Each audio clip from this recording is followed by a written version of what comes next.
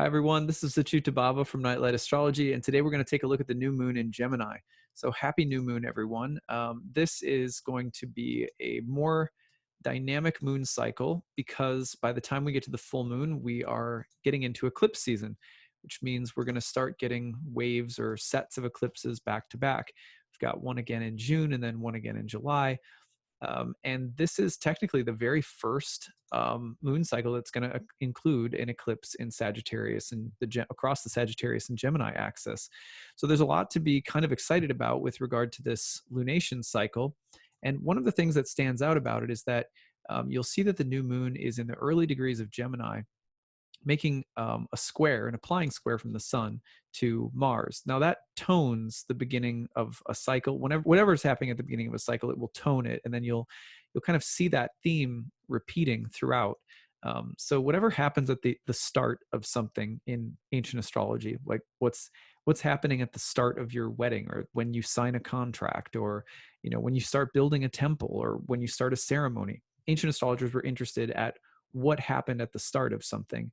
And the actual study of outcomes, where you would be looking at, if we start something at this point in time, what will happen later. There was a whole field of it actually called electional astrology, which basically has to do with the timing of things and kind of what type of result you're likely to get based on when you start something and what's going on in the sky. So it's been a really long time that it's been very important to look at a moon cycle and say, what is happening at the inception of this cycle? Okay, so there's a pretty close applying square to Mars. Now you can follow the cycle out to see at what time that square perfects relative to the rest of the lunar cycle as it's going on. So if we take this forward, what's really cool about this is that when we get to the full moon lunar eclipse, which is on June 5th, we have the moon at 15 Sagittarius, and it's always going to be exactly opposite the sun, but you'll notice there's Mars at 15 Pisces. So in other words, the square to Mars that the cycle begins with doesn't reach completion until the full moon, at which point it's perfectly square and there's a lunar eclipse. So that makes this Mars dynamic really important. And what can we expect if we put all of this together? Well, you may want to go back and watch the entire video series that I did on the nodes of the moon changing signs, because you get a lot more information if you go back to those. But in short, this is the Mercury-Jupiter axis, which means that especially our ideas, our thinking, process of learning, of education, religion, politics, morality, all of the questions about the larger paradigm we're working in, and questions or revisioning or just any kinds of intellectual sort of paradigmatic challenges or changes. It's not uncommon for people to really dig deep into a new subject, or to, maybe shift their perspective on something really important. And that often happens as the eclipses are taking place across the Gemini-Sagittarius axis. And again, if you go back in time, you can see the way that this happened. If you go back to the Arab Spring in 2011, this was the start of a massive political, philosophical revolution that started sweeping the world, that ended up, kind of catalyzing the Occupy Wall Street movement. So when there are fundamental challenges or debates or revisions, that's all the Mercury side in relation to the larger paradigms of religion, spirituality, or philosophy. That is the Sagittarius and Gemini axis at work. So now throw Mars in there. Throw Mars in there from a square, and a square is of the nature of Mars.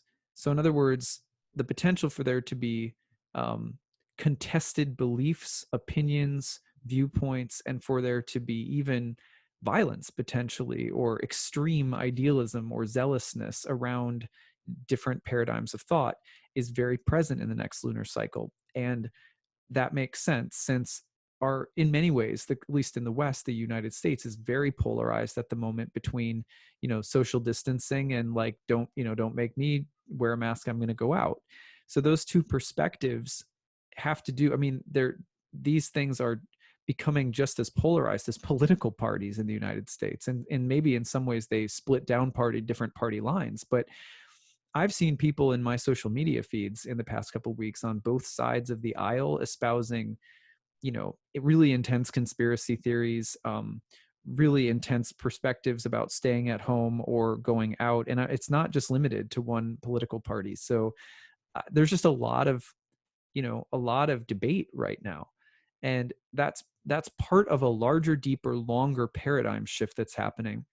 But when you throw Mars in, you get that heated, the potential for power struggles and conflict and aggression or will, as well as themes like courage and conviction, standing up for what you believe in. But where's the line between like Mars, the word Mars related to the word martyr, and martyr was basically a true witness, someone who stood up and said the truth, and they didn't care if they would maybe even die for it.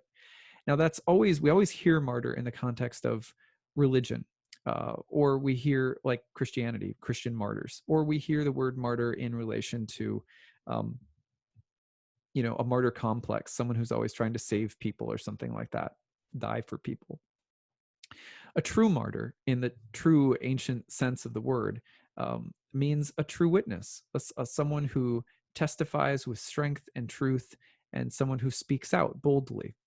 Okay, so that meaning of Mars also pertains where there's going to be this feeling of needing to stand forth and project one's voice or mind or questions or doubt or science or faith, all of these things. And it's going to intensify greatly by the full moon. And there are going to be these fundamental changes that happen as a result. The changes are going to happen in terms of, the house location that they fall in your own birth chart, but also generally speaking, they're just, everyone's going to experience the heat of that going on in the world around us if it doesn't impact you personally. I mean, some of that is going to rest on, where the planets are in your natal chart. But anyway, so isn't that cool? I mean, isn't it interesting though? I just think it's really fascinating that right as we get to that full moon, boom, there's the lunar eclipse square to Mars. So it's a very powerful eclipse cycle. And we also, it could also be a very interesting mix where Mars in Pisces, coming into a conjunction with Neptune at the same time, really has that kind of Joan of Arc feeling behind it. It really has that visionary, that crusader, that person who dies for a cause, that person who dies and becomes emblematic of something. Like in the Arab Spring, the I believe it was a merchant who set himself on fire to make a political statement. That you also have that sense of almost, completely selling out for something and becoming epic or legendary in some way. Or a person, even when a person's death becomes the reason for some kind of political revolution. Those kinds of things are potential with this lunar cycle. So it's really has the feeling of the people who stand up and fight for something they believe in, and maybe the dark side of that as well. So it's a little bit of a back and forth. Now, again, some people are going to feel that really intensely, and other people's not as intensely. So yeah, what I'll be doing in when it comes time to look at that June 5th eclipse, as I'm going to be doing a video that walks us through everyone through the 12 whole sign houses according to your rising sign. So stay tuned for that, because we will be coming around to that in June, so you can get a sense of how these eclipses and themes might be impacting you more personally. And if you go back to the nodes of the moon changing signs, I also take things through the houses a bit there, but we'll throw in Mars when we look in June and just be a little bit more specific. And people may need kind of a reminder on some of this stuff anyway. So at any rate, the one thing that you can do is check the Gemini Sagittarius axis of your chart, especially if it falls in the angular houses 1 or 7. Okay, going to have something to do with identity, health, maybe relationships, or 4 and 10, those core home, family, property issues, or maybe the 10th house with your work. If the eclipses are falling in those houses for you, they're definitely going to be more dynamic, almost regardless of where the planets fall in your natal chart. It'll still have something to offer. But if they're in, houses 3, 9, 8, 2, like that, the other intermediate houses that aren't angular, then stay tuned, because like I said, at the beginning of June, I'll be doing a video that walks through all of them and just kind of fleshes the whole thing out a little bit more. So anyway, If you have any questions or you have any stories you'd like to share, I'd love to hear from you guys, and just hear how your new moon is doing.